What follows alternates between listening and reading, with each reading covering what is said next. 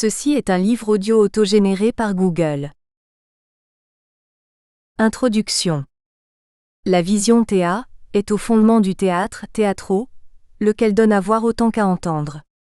Les arts plastiques et ceux de la scène marchent de concert, dans une dépendance mutuelle, pour une même interrogation du monde.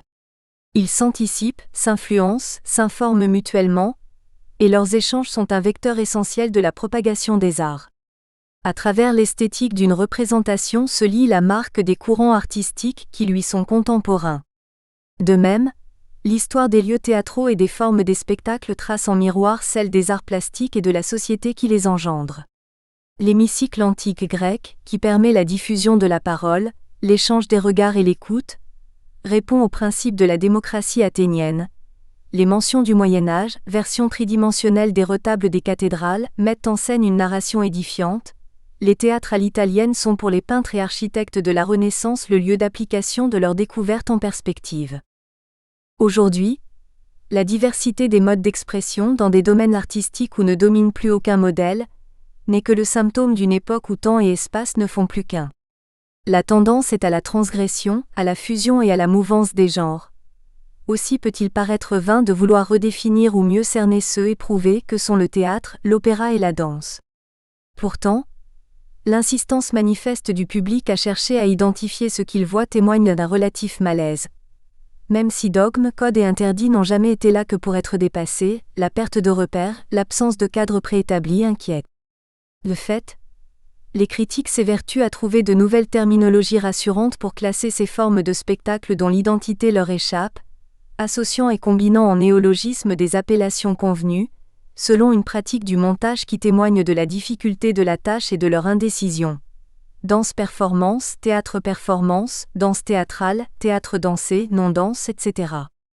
Des pratiques disparates nouent des liens selon un parcours imprévisible, au hasard de rencontres improbables, se déploient en rhizome et tissent une trame lâche où le flux des énergies créatrices se répand librement, au mépris des barrières disciplinaires. L'espace de création n'est plus cloisonné et la notion de genre, largement débattue, est devenue obsolète, voire tabou, comme si la seule règle qui valait serait celle de la transgression. Le champ de l'art se présente désormais comme un grand vivier commun à toutes les pratiques disciplinaires, dans lequel chacune vient puiser à l'encan, où toutes les hybridations sont possibles. Cette étude débute par la performance.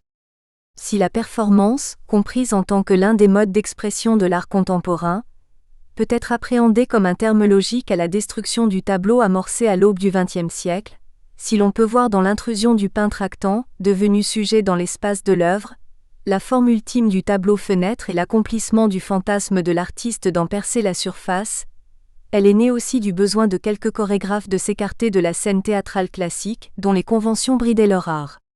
En effet, ceux-ci, pour renouveler leur langage corporel, s'associant à des plasticiens, des musiciens ou des ingénieurs, choisirent d'œuvrer en des lieux non dévolus au spectacle et, par ce déplacement qui leur conférait une totale liberté, ils inventèrent d'autres investissements du corps et de l'espace, ainsi que de nouveaux rapports au public, appelés à partager leurs actions dans la proximité d'un lieu moins différencié que le théâtre.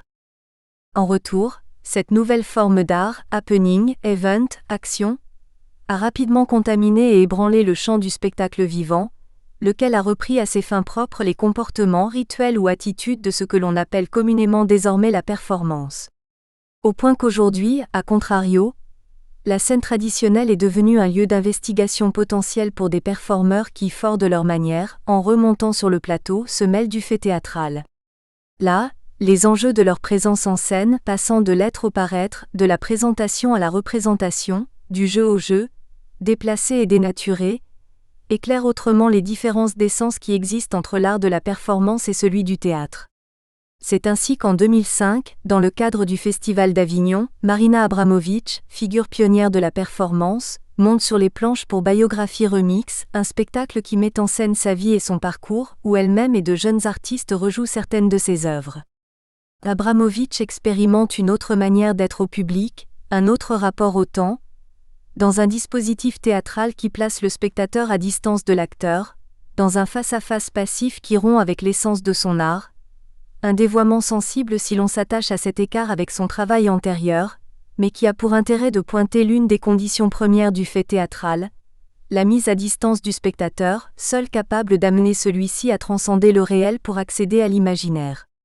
9 ans après, en 2014, avec Vie et mort de Marina Abramović, la performeuse remonte sur scène pour se faire cette fois-ci actrice entre les mains d'un autre, le metteur en scène Robert Wilson.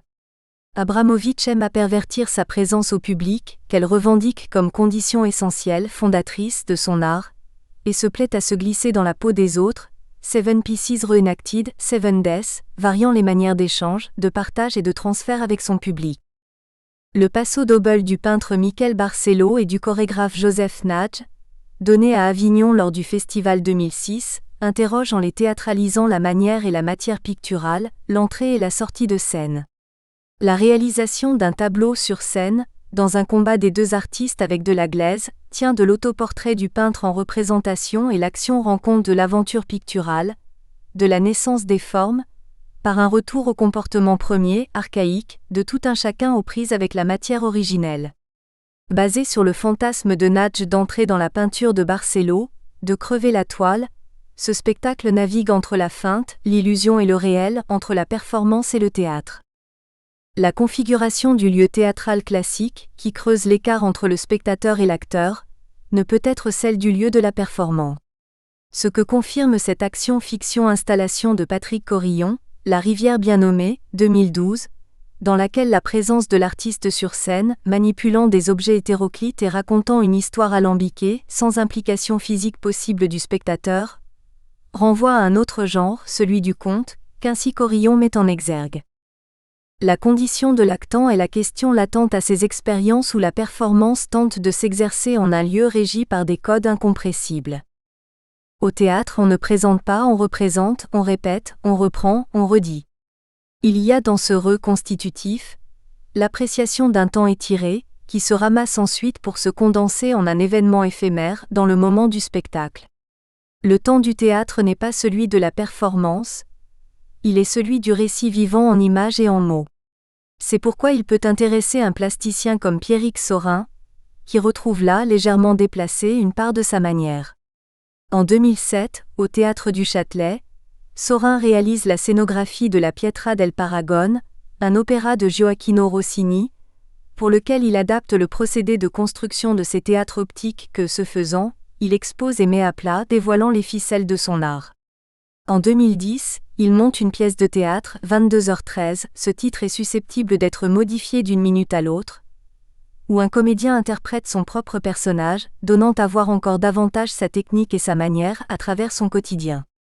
Le travail de la scène, d'évidence nourricier pour Saurin, l'entraîne à réaliser ensuite 4 spectacles où il développe avec de minimes variations ses trouvailles de la Pietra del Paragone, Pastorale de Gérard Pesson et Poppea de apostrophe. Après Claudio Monteverdi, au Théâtre du Châtelet, respectivement en 2009 et 2012, La Flûte enchantée de Wolfgang Amadeus Mozart, Opéra national de Lyon, 2013, et La Belle Hélène de Jacques Offenbach, Théâtre du Châtelet, 2015. Il exploite là son dispositif de maquette et d'écran conjugué, jusqu'au point de l'envisager comme un système applicable à toutes sortes de spectacles, ce qui contrecarre l'idée convenue que la scénographie est l'art d'élaborer un langage spatial plastique unique, en corrélation étroite avec la dramaturgie et la mise en scène. Ce même Théâtre du Châtelet présente en 2012, avec Orlando Palladino de Joseph Haydn, le travail d'un artiste peu connu du grand public, Nicolas Buff, préoccupé lui aussi de figures et d'histoire. Moins habitué du travail spatial, celui-ci se saisit des potentialités de la scène à l'italienne pour donner une 3e dimension à ses dessins et les mettre en mouvement. À l'heure où l'ancienne machinerie théâtrale paraît un peu éculée, Buff réactive cintre, raille et trappe et projette ses croquis sur des châssis et des frises à l'ancienne. Pour cette scénographie à la facture contemporaine éclectique, née de la rencontre d'éléments disparates tirés de la culture nippone contemporaine ou de l'art de la Renaissance, l'artiste transfère l'histoire d'Orlando Palladino, puis celle d'Il Re Pastore, un opéra de Mozart qu'il crée dans ce même théâtre 3 ans plus tard, dans un univers de manga et jeux vidéo, reprenant le vocabulaire plastique, l'iconographie et l'esthétique des apostrophes. Une culture populaire prise comme argument par le directeur du théâtre, Jean-Luc Choplin, pour ouvrir son public à la jeunesse. En conséquence, le désir de faire cas dans le monde autorisé de l'art, d'une sous-culture que d'aucuns récusent, ramène le théâtre à l'une de ses raisons premières, celle d'être un art de divertissement, et participe d'un mouvement artistique plus global qui fait du kitsch une question d'actualité. En 2009, Oleg Kulik, artiste russe célèbre pour ses performances audacieuses des années 1990 et ses photographies qui, par une imagerie édulcorée, estompent leurs propos ambigus, transfigurés, dit-il, par la découverte de la religion tibétaine et autres pensées mystiques, monte au Châtelet Les Vêpres de la Vierge de Claudio Monteverdi, un spectacle qu'il conçoit comme une liturgie spatiale. Pour que le public entre en communion avec l'œuvre, Kulik l'englobe dans l'espace de la représentation, en faisant déborder l'action, les protagonistes, les lumières et les projections, du cadre de scène jusque dans la rue. Mais, lors d'une deuxième création de musique sacrée au Châtelet, le Messie de Georg Friedrich Händel, en 2011, l'artiste se rend aux conditions du lieu théâtral, qui veulent que la scène et la salle soient séparées sans équivoque. Il suit, à quelques débordements près, la configuration classique de la salle pour se concentrer sur un jeu savant, tambour battant, de projection visuelle sur des écrans et dans la cage scénique. À un rythme effréné, ce diaporama empêche le spectateur de ramener la représentation à une seule image, l'étourdit pour le forcer à se laisser prendre dans son ballet incessant et à s'abandonner à la musique. L'excès stylistique baroque de Kulik réussit à créer entre la musique et le visuel un rapport tel que les deux sont perçus à part égale, sur un mode autonome et dissocié. Le travail de Bill Viola pour Tristan et Isolde de Richard Wagner, dans la mise en scène de Peter Sellars de 2005, reprise à l'Opéra Bastille en 2009, un mois avant ces Vêpres de Kulik, peut être taxé de maniérisme pour deux raisons. La première tient à la manière même de Viola, précieuse, qui autour de thématiques existentielles, sublime les corps filmés par des inversions, des ralentis et une lumière irradiante, l'autre à la façon ostensible et autoritaire avec laquelle l'artiste fait de la scène un lieu d'exhibition de son travail. Ces vidéos s'affichent au-dessus du plateau sur des écrans gigantesques où elles trônent de façon impériale, dominant et écrasant les chanteurs. Interdit de s'en mêler. Plus que dans les scénographies de Saurin, où le film résultant de l'incrustation des images des acteurs et des maquettes rivalise avec ce qui se passe sur le plateau, là l'image règne, sa force d'absorption domine. Si Viola crée des films spécifiques pour cet opéra, il en réutilise d'autres ayant été conçus antérieurement. Et par la suite, après la représentation, il les expose tous dans des lieux d'art hors de la scène. Ce faisant, il pose la question de l'autonomie et de la duplicité de l'œuvre, de son statut et du lieu de son existence. Son travail pour Tristan et Isolde illustre la difficulté au théâtre, de s'assujettir à un autre que soi et de se plier aux contraintes de l'œuvre collective. À l'inverse, des artistes comme Fabrice Hibert, Richard Deacon ou Andy Goldsworthy, à l'invite des chorégraphes, vont offrir leurs matériaux et objets en pâture aux danseurs, prenant le risque que leur art en soit dénaturé. La sculpture partageant avec la danse certains enjeux du rapport du corps à l'espace, cette dernière paraît le terrain le plus propice à ce type de rencontre. Sur scène, les œuvres d'Hibert, de Deacon ou de Goldsworthy, produisant du sens, du jeu, de l'action, du mouvement, deviennent des objets scéniques et acquièrent une nouvelle fin. Les POFS de Fabrice Hibert, prototypes d'objets en fonctionnement conçus pour être manipulés par l'artiste ou le visiteur dans le cadre d'une exposition ou d'une performance, trouvent sur la scène des 4 saisons d'Antonio Vivaldi chorégraphiée par Angelin Preliotchai en 2005 une autre ère de jeu. Les comportements et gestes que ces objets suscitent, récupérés par les danseurs, font corps avec le ballet, qu'ils teintent de leurs éclats colorés, donnant au spectacle un air de fête. Les POFS trouvent là leur réel usage, dans un rythme et un déroulement autres, imposés par l'œuvre musicale, la chorégraphie et le temps de la représentation. Pour un terrain encore vague, d'Hervé Robe, en 2011, le sculpteur Richard Deacon met à proximité et à disposition d'un couple de danseurs des pièces de bois qui, en silhouette dans un environnement sobre, noir et blanc, dessinent l'espace, dont la présence magnifie les corps dansants. La puissance sensuelle de ces sculptures appelle un effleurement du regard et des corps, et suscite le mouvement, mais leur poids et leur encombrement résistent à toute prise en main. La sculpture accompagne la danse sans s'y laisser prendre. Le travail plastique d'Andy Goldsworthy est au cœur de Végétal, un ballet de Régine Chopineau créé en 1995. Après avoir collecté ensemble, dans des marches initiatiques, branches, feuilles, galets, la troupe de danseurs apprend de Goldsworthy sa technique d'assemblage qui devient la matrice de la danse. Mais, hors de son contexte naturel, qui plus est chorégraphié, le travail de Goldsworthy est à ce point délocalisé qu'il en perd sa raison première. Pour son deuxième projet avec Chopinot, La danse du temps 2000, le sculpteur reprend la main et réalise en amont du ballet, un tableau debout dont seule la trace filmée sert de fond de scène. L'œuvre décidément est ailleurs. Il faut un hasard heureux pour qu'une sculpture, une peinture, une installation ou une vidéo, ayant été conçue et réalisée dans un cadre et un contexte autre, puisse trouver sa place sur scène, qui plus est en accompagnement d'un ballet, d'un opéra ou d'une pièce de théâtre. C'est pourquoi il semble aller de soi que l'artiste associé à un spectacle conçoive pour la représentation, à cette fin seulement, une pièce unique qui n'aura pas pour destin d'être réemployée ailleurs, à travers laquelle il affrontera les conditions drastiques de l'événement théâtral, tout en ne se défaisant pas des préoccupations qui fondent sa démarche et font sa signature. C'est la position que tient Anish Kapoor pour Péléas et Mélisande de Claude Debussy, au Théâtre de la Monnaie de Bruxelles en 2008. Habitué à travailler à des échelles colossales, en extérieur comme en intérieur, Kapoor n'est pas désarçonné par celle du théâtre et, pour servir d'écrin à l'opéra de Debussy, plante sur le plateau un seul objet, organique, coloré, comblant presque le volume de la cage de scène, une sculpture qui, sans être pratique et praticable, que la mise en lumière métamorphose et magnifie, dont la rotation, multipliant les angles de vue, varie les aspects pour susciter autant d'images et de paysages en résonance avec le texte de Maurice Maeterlinck et la musique de Claude Debussy, un monument scénique. C'est un seul objet, pareillement monumental, que construisent Emilia et Ilya Kabakov pour abriter la musique sacrée du Saint François d'Assise d'Olivier Messiaen à la Triennale de la Ruhr en 2003. Un dôme de verre abrite comme un gigantesque parapluie les chanteurs et l'orchestre, qui l'isolent de l'espace gigantesque de la halle industrielle où ils se produisent. Au contraire de la sculpture de Kapoor cependant, ce morceau d'architecture ne bouge pas, seules les couleurs de ses vitraux vibrent et varient en un ballet savant qui irradie la scène, répondant au vœu du compositeur d'accorder la musique avec la lumière et les couleurs. La sculpture scénique, parce que relativement indifférente à son objet, est appréhendée alors par les Kabakov comme une œuvre autonome qu'ils exposent ensuite, lors de la Monumenta 2014 au Grand Palais, à Paris, et dont ils envisagent un réemploi pour des shows de musique populaire ou même des concerts de hard rock.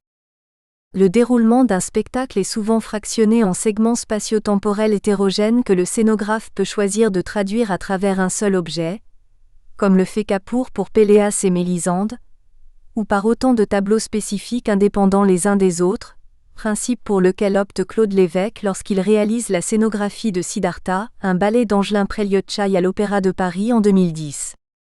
L'artiste, coutumier de ces médiums scéniques que sont la lumière, le mouvement et le son, qu'il associe dans ses installations à l'objet, l'écriture ou l'image, Mila, dans l'impossibilité de mobiliser son public, avec sobriété propose une série de tableaux structurés par les lignes de force d'objets massifs. Une boule de démolition, un châssis de camion qui suivent ou provoquent la danse. Ces images féeriques accompagnent l'histoire de Siddhartha sans l'illustrer, et incidemment, la condition théâtrale entraîne l'art de Lévesque du côté du spectaculaire vers lequel il tendait déjà. La même logique séquentielle prévaut dans la scénographie de Jonathan Meiss pour l'opéra Médée de Marc-Antoine Charpentier au Théâtre des Champs-Élysées en 2012, qui transpose à l'échelle de la scène une série d'images et de petits collages photographiques. Les effets de manche de cet artiste à la pratique exubérante et à la réputation de trublion, qui brandit avec arrogance des désirs HE accent aigu GE accent aigu monique et des prétentions à l'œuvre d'art totale, débouche, pour cette Médée, sur un travail de carton-pâte relativement conventionnel, qui pointe par ses travers les rapports entre scénographie et décor. Toutefois, le déplacement radical de la maquette que Meiss exhibe triomphalement sur les flyers de la représentation magnifie le jet initial de l'artiste, l'hésitation du trait ou du coup de ciseau et relève par sa sincérité un projet décevant. Le rapport frontal du public à la scène et la fixité du point de vue du spectateur sont pourvoyeurs d'images. Le théâtre à l'italienne est une fabrique d'images. Aussi, que Daniel Buren, maître de l'in situ, réalise une scénographie pour le ballet Daphnis et Chloé de Maurice Ravel, chorégraphié par Benjamin Millepied à l'Opéra Bastille en 2014, en prenant le risque d'une mise à plat de son travail, peut-il étonner. Mais les installations de Buren sont nées de la peinture. Ces outils visuels sont les restes d'un objet tableau déconstruit par le groupe BMPT. Buren, Mosset, Parmentier, Toroni, au cœur des années 1960. Disloqués dans l'espace de ces constructions, rayures, châssis et filtres colorés incitent le visiteur à la déambulation. Cependant, sur le plateau de l'Opéra Bastille, ils sont ramenés à leur condition première, la planéité, et dessinent des tableaux géométriques abstraits, que Buren met en mouvement au-dessus de la chorégraphie de 1000 pieds. Ce ballet visuel second qui se tient en fond de scène, ne se déploie pas en profondeur et reste sans incidence sur la danse, fonctionnant comme un décor. La scénographie d'objet de Buren est celle de l'objet tableau, une mise en scène de l'objet peinture. Autre membre du groupe BMPT, le peintre Olivier Mosset s'est à son tour, tardivement, mêlé de théâtre, en réalisant la scénographie du ballet de Marie-Agnès Gillot sous apparence, à l'Opéra Garnier en 2013. Dans cette scénographie, Mosset met en jeu des éléments de son répertoire formel, en s'éloignant de la rigueur qui caractérise son travail. Or, la mise en mouvement de ces monochromes et de ces sculptures et leur confrontation au corps des danseurs et à des éléments figuratifs ont partiellement raison d'eux. L'objectivation d'une peinture et d'une sculpture qui ne renvoient qu'à leur propre matérialité est balayée dès lors que celles-ci sont dans un rapport de proximité ou même directement en contact avec des corps en action, des images, de la musique, une fiction. Support à l'imagination, ces pièces minimalistes deviennent des éléments de décor. Les termes de décor et de scénographie sont employés dans cette étude selon un entendement commun qui ramène le premier à l'ornementation et à la planéité, ou désigne l'ensemble d'un dispositif scénique à l'arrêt, tandis que le deuxième, impliqué dans la dramaturgie, le jeu des acteurs et le mouvement des danseurs, lié à l'espace, est appliqué à un dispositif en mouvement pris dans le temps de la représentation.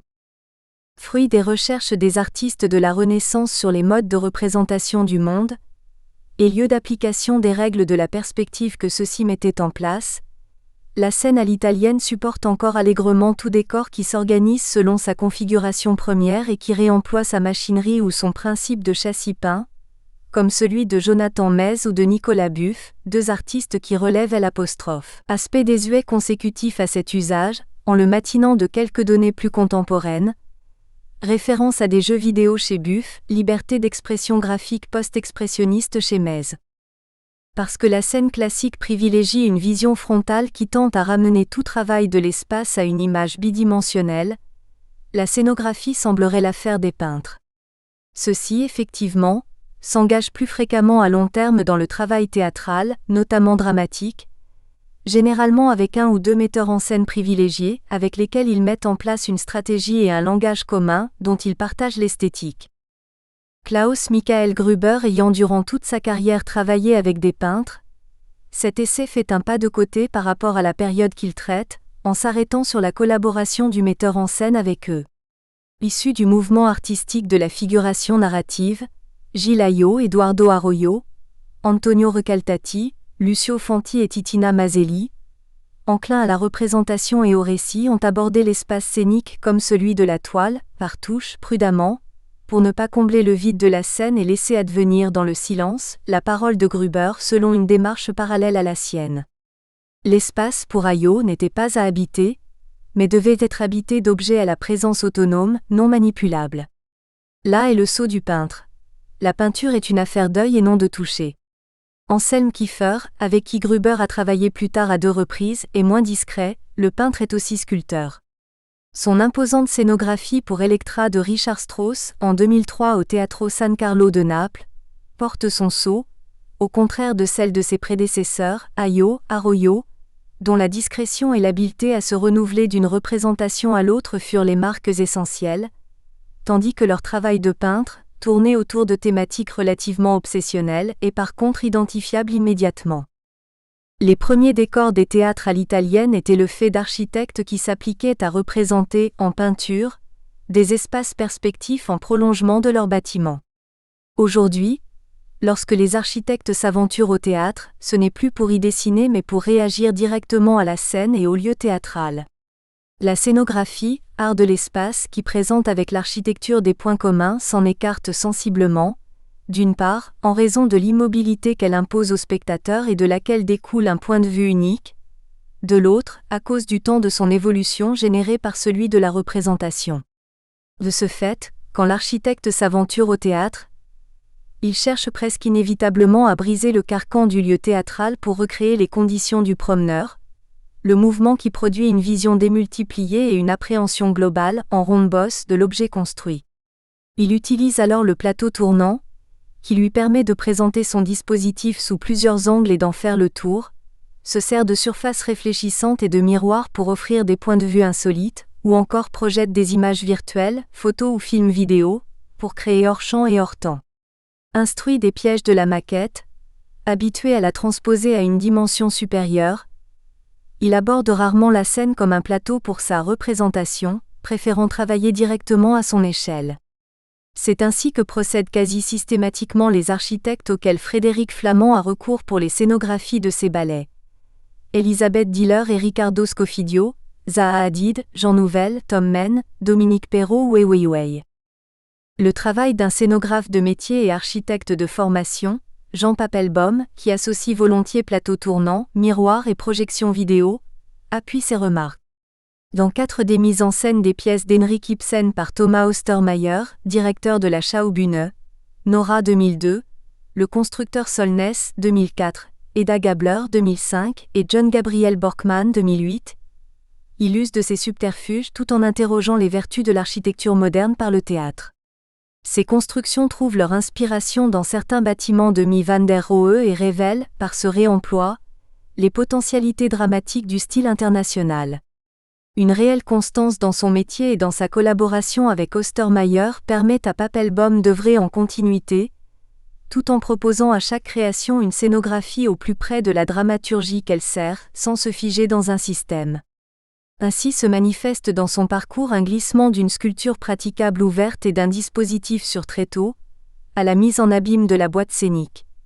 D'un spectacle à l'autre, ces volumes se referment et tendent à épouser la cage de scène, jusqu'à ce que Papelbom reconstruise la boîte au 4e mur-fenêtre, selon le principe du théâtre traditionnel, 2012, mesure pour mesure de William Shakespeare. La logique du praticable a fait recette, l'architecte s'est rendu à la scène. Conçue pour créer l'illusion et abuser le regard, la salle de théâtre, au rapport frontal, a ses règles et le fait savoir. Elle impose une configuration qu'il est tentant de vouloir bousculer, mais à laquelle il est quasiment impossible de déroger. Son cadre de scène et la distance physique qu'elle impose entre le lieu de l'action et l'espace du spectateur conditionnent l'attitude de celui-ci, qui se projette mentalement dans la fiction tout en ayant constamment conscience de la facticité du fait théâtral et de la concrétude de l'espace-temps qu'il partage avec les acteurs, de leur hic et nunc. Cette mise en tension entre fiction et réalité est redoublée par le fond de scène sur laquelle se détache l'action, qui irréalise les séquences en les conditionnant comme des images, qu'ils soient noirs, plongés dans l'obscurité, occupés par un tableau faisant office de décor ou éclairés uniformément, ce fond troue la sphère du réel du spectateur. L'utilisation du cyclo, particulièrement prisée depuis les premières créations de Robert Wilson, comme son emploi en tant qu'écran de projection cinématographique, a reposé la question du fait théâtral et de la perception du spectateur, du rapport de l'illusion au réel. Si tout doit être mis en œuvre pour que le spectateur n'oublie pas sa condition, comme le veut Bertolt Brecht, afin de garder son acuité et sa distance critique, l'usage du cinéma au théâtre parce qu'il annihile cette distance en contredit le principe. L'abus de la projection de films sur scène, dans les années 1980, consécutif au développement de la vidéo et des techniques numériques, a provoqué récemment un mouvement contraire, où le théâtre de texte reprend une certaine substance, où la matière élémentaire, organique ou chimique, libre et en expansion, se répand sur les plateaux pour ancrer à nouveau la représentation dans le réel, pour solliciter l'expérience sensorielle de l'acteur et du spectateur et leur faire retrouver des comportements archaïques. La résurgence actuelle de la boîte scénique, refermée sur elle-même, participe de cette même réactivité à l'image virtuelle. Le fond de scène redevient un mur contre lequel se battre, qui obstrue l'espace et renvoie le spectateur au concret du lieu où il se trouve. Ainsi ce défi de la scène à l'italienne, celui d'une boîte scénique au 4e mur absent, encadrée et distante de la salle, pris pour un travers par ceux qui ont préféré déserter les théâtres conventionnels pour inventer des formes de spectacle nouvelles en des lieux nouveaux, est-il relevé de maintes façons aujourd'hui, par des plasticiens et des metteurs en scène qui donnent au visuel autant d'importance qu'au drame ou au jeu, quitte à signer, en sus de la dramaturgie et de la direction d'acteurs, scénographie, costumes et lumière. Après l'avènement du metteur en scène, à la fin du XIXe siècle, vient celui du metteur en scène plasticien, qui s'empare désormais de la conception globale du spectacle. Des plasticiens sur scène. Du théâtre à la performance et de la performance au théâtre. S'il est impossible d'acter avec précision la naissance de la performance comme genre artistique, tant l'on pourrait trouver des exemples précurseurs de sa venue, avant même les premiers tapages dadaïstes, on peut toutefois affirmer qu'elle est née du théâtre au début du XXe siècle, quand les avant-gardes ont bouleversé les données des beaux-arts de façon irrémédiable. Le dada au futurisme italien, du constructivisme russe au happening de la fin des années 1950 ou à Fluxus, en passant par le surréalisme ou le nouveau réalisme, l'assurance s'est faite que l'artiste tenait à sa disposition, en sus des moyens traditionnels de la peinture ou de la sculpture, un autre outil, son propre corps. Empruntant à l'acteur quelques-unes des ficelles de son métier, le plasticien alla à la rencontre de son public pour provoquer ses réactions et mêler la vie à l'art. Ce que recouvre aujourd'hui le terme générique de performance est bien évidemment beaucoup plus vaste que ce qu'il a engendré, extrêmement fluctuant et impossible à délimiter. Restent cependant quelques traits caractéristiques, sensibles dès lors que la performance se mêle de faire du théâtre, qui ont une incidence majeure sur la compréhension du fait théâtral, le rapport du jeu au jeu, celui de la présentation à la représentation, le lieu d'effectuation ou la durée de l'œuvre. La performance s'est attachée à défaire les codes théâtraux, ne gardant que la présence conjointe de deux êtres, l'un actant, l'autre regardant, pour réinventer des langages qui ont été immédiatement récupérés par les acteurs de la scène, eux-mêmes en rupture de ban avec les codes de représentation classiques qui les emprisonnaient, pour les réemployer à d'autres fins. Cette simultanéité et une parenté des démarches esthétiques en art plastique et art du spectacle sont à l'origine d'échanges très productifs, dont rendent compte les spectacles de Pina Bausch, comme Café Muller 1978, œuvre manifeste de ce Tanztheater qui noue sans préposition ou trait d'union la danse et le théâtre, en assénant par son intitulé, leur interdépendance et l'évidence qu'ils se nourrissent mutuellement.